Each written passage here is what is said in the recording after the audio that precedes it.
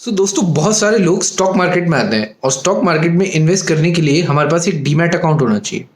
तो इस वीडियो में हम लोग ज़ेरोधा की एक गाइड प्लेटफॉर्म के थ्रू देखेंगे कि हम लोग शेयर्स कैसे बाय कर सकते हैं। तो ये है ज़ेरोधा का काइट प्लेटफॉर्म। अगर आप इसमें नीचे की साइड जाएंगे तो आपको दिख जाएगा कि हम लोग कौन से सेक्शन पे हैं। तो ये है अपना प्रोफाइल का सेक्शन जिसमें हम लोग अकाउंट्स देख सकते हैं। ये अकाउंट है, इसमें सार्थक अग्रवाल ये मेरे नाम से अकाउंट है। ये मेरी एक सेपरेट एक आईडी जनरेटेड है ज़ेरोधा के थ्रू ही, और इसमें ये मेरी मेल आईडी है अग्रवाल सार्थक 50@gmail.com। इसमें हम लोग यहाँ पे जाके हम लोग फंड्स देख सकते हैं। मतलब एज इन हम लोग फंड्स देखें तो इसमें हम लोग फंड्स को ऐड कर सकते हैं या विड्रॉ कर सकते हैं। इसमें 402 रुपये के फंड्स दिखा रहे हैं। एक्चुअली मेरे पास जब भी पैसे आते हैं तो मैं उसी समय स्टॉक्स खरीद लेता हूँ, या उसके अराउंड 4 to 5 डेज़ में। तो इस समय अवेलेबल जो मार्जिन है, अवेलेबल जो फंड है वो 402 रुपीज़ है। अब फिर हम आगे इस सेक्शन में जाएं तो हम लोग प्रोफाइल देख सकते हैं। प्रोफाइल में आपको और सारी डिटेल दिख जाएंगी, जैसे email ID, phone, pan number, demat, password and securities. ये यूनियन बैंक के साथ एसोसिएटेड है ये डीमैट अकाउंट। और अगर हम लोग आगे जाते हैं तो इसमें और चीज़ें देखें, जैसे वॉच लिस्ट में गए।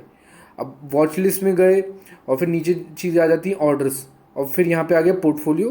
फिर यहाँ पे आ गई ज़ेरोधा की जो सपोर्टेड ऐप्स है। ज़ेरोधा का पोर्टल है, और ये स्मॉल केस का पोर्टल है, ये वार्सिटी का पोर्टल है जहाँ पे स्टॉक मार्केट के बारे में एक इंडिविजुअल लर्न कर सकता है। और ये नॉर्मल अकाउंट्स का सेक्शन है। अब हम लोग बात करते हैं कि स्टॉक परचेज़ करने के लिए हमें क्या करना होगा। हम लोग वॉच लिस्ट पे गए। हम लोग वॉच लिस्ट में सपोज़ हमें कोई स्टॉक ऐड करना है और उसे ख़रीदना है। सपोज़ हमें ख़रीदना है एक एनिमल फार्मा कंपनी का स्टॉक, तो मैं डाल देता हूँ सीक्वेंट साइंटिफिक का स्टॉक। अब सीक्वेंट साइंटिफिक में आपको अलग अलग चीज़ें दिख जाएंगी, दो चीज़ें। सीक्वेंट साइंटिफिक ये हो गया आपका एनएससी, और दूसरा हो गया बीएससी। तो एनएससी और बीएससी में क्या अंतर होता है? एनएससी और बीएससी में बेसिकली यही अंतर होता है कि एक आप एक समझ सकते हैं कि एक पुरानी सब्ज़ी मंडी हो गई, एक नई सब्ज़ी मंडी हो गई। तो दोनों में ज़्यादा अंतर नहीं होता, अराउंड 30 to 40 पैसे का या 50 पैसे का अंतर होता है। तो अब मेरे को सीक्वेंट साइंटिफिक शेयर खरीदना है। अब मेरे को सीक्वेंट साइंटिफिक शेयर पे गया, अब मुझे बाय करना है शेयर को। अब मैंने बाय करा, बाय पे क्लिक करा। अब इसमें अलग अलग चीज़ें आ जाती हैं। ये हो गई क्वांटिटी। क्वांटिटी मतलब मेरे को कितने शेयर खरीदने हैं। और फिर इसमें आ जाते हैं हम लोग प्राइस, इस कंपनी के शेयर का प्राइस क्या चल रहा है। अब अगर हम लोग देखें तो आज की क्लोजिंग जो हुई है शेयर की, वो 232.5 पे क्लोजिंग हुई है। फिर यहाँ पे आ गए हम लोग प्रोडक्ट पे। प्रोडक्ट हो गए इंट्राडे एमआईएस और long term CNC. Intraday MIS मतलब हम लोग शेयर को आज ही खरीद रहे हैं और आज ही बेच रहे हैं। और लॉन्ग टर्म सीएनसी हो गया, मतलब लॉन्ग टर्म सीएनसी मतलब कैश एंड कैरी। हम लोगों ने स्टॉक को ख़रीदा और उसे अपने घर लिया, अपने डीमैट अकाउंट पे लाए, और फिर उसे अपॉर्चुनिटी देख के कुछ डेज़ बाद, कुछ वीक्स बाद, कुछ मंथ्स बाद, कुछ ईयर्स बाद हम लोग उस स्टॉक को सेल करें। फिर इसमें अलग अलग चीज़ें आ जाती हैं टाइप। जैसे टाइप हो गया मार्केट। मार्केट मतलब स्टॉक का प्राइस चल रहा है 232, और कुछ 5-10 मिनट बाद स्टॉक का प्राइस हुआ 231। तो हम लोगों ने जिस मार्केट पे ख़रीदा, जिस टाइम पे ख़रीदा और मार्केट ऑर्डर प्लेस कर दिया, तो हमारा उसी समय स्टॉक बाय हो जाता है। अब यहाँ पे आ गया लिमिट। अब सपोज़ स्टॉक का रेट चल रहा है 232 और हमें लग रहा है कि स्टॉक थोड़े टाइम में 225 का हो जाएगा। तो हम लोगों ने एक लिमिट लगा दी कि अगर स्टॉक का प्राइस 225 हुआ या 225 से नीचे हुआ तब भी हम लोग स्टॉक को परचेज़ कर लेंगे। अब ये तीसरी टर्म आ गई स्टॉप लॉस, और चौथी टर्म हो गई स्टॉप लॉस मार्केट, एसएल और एसएल मार्केट। सपोज़ किसी ने स्टॉक को परचेज़ करा एट द रेट ऑफ 232.5, और वो कहता है कि मैं 200 पे अपना स्टॉक सेल करना चाहता हूँ, तो वो ऑटोमेटिकली एक स्टॉप लॉस लगा देता है, जिससे उसका स्टॉप लॉस ट्रिगर हो जाएगा और उसके स्टॉक ऑटोमेटिकली सेल हो जाएंगे। अब हम लोग बात करते हैं कि आगे हम लोग कैसे स्टॉक को ख़रीद सकते हैं। सपोज़ हम लोगों ने एक क्वांटिटी शेयर खरीदे हैं 232.5 पे। अब हम लोग स्वाइप टू बाय पे गए, तो हम लोग शेयर्स को ये हमारा एक एरर आ गया कि markets are close right now, use GTT for placing long standard orders instead.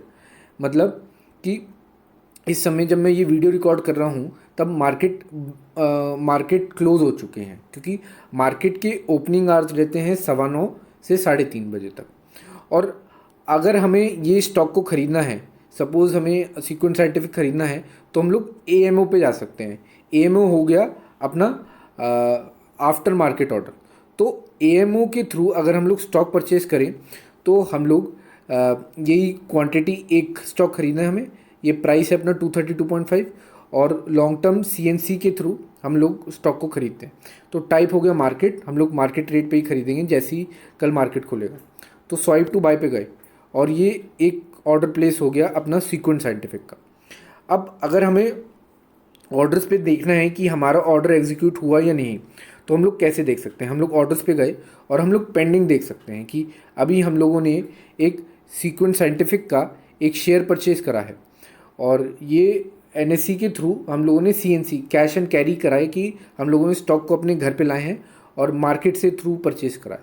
और ये अगर हम लोग यहाँ पे देखें तो AMO आफ्टर मार्केट हम लोगों ने ऑर्डर प्लेस करा है। और जैसे ही कल सुबह हम लोग अपने आप ये ज़रोदा का प्लेटफॉर्म जिसे काइट कहते हैं, तो वहीं से हम लोग ये स्टॉक परचेज़ कर सकते हैं। और हाँ, एक और बात, अगर आपको स्टॉक परचेज़ करना है तो आपके पास एक डीमैट अकाउंट होना चाहिए। मेरे पास कई सारे डीमैट अकाउंट हैं जिसमें मैं शेयर्स की बाइंग और सेलिंग करता हूँ। मेरे पास काइट की ऐप है, ज़रोदा की ऐप है, मेरे पास SMC की ऐप है, मेरे पास रिलायंस सिक्योरिटीज़ की ऐप है। तो आप भी कई सारे ब्रोकर से या एक ही ब्रोकर के थ्रू अकाउंट खुलवा के अपनी स्टॉक में ट्रेडिंग शुरू कर सकते हैं, इन्वेस्टमेंट शुरू कर सकते हैं वेल्थ जनरेट करने के लिए।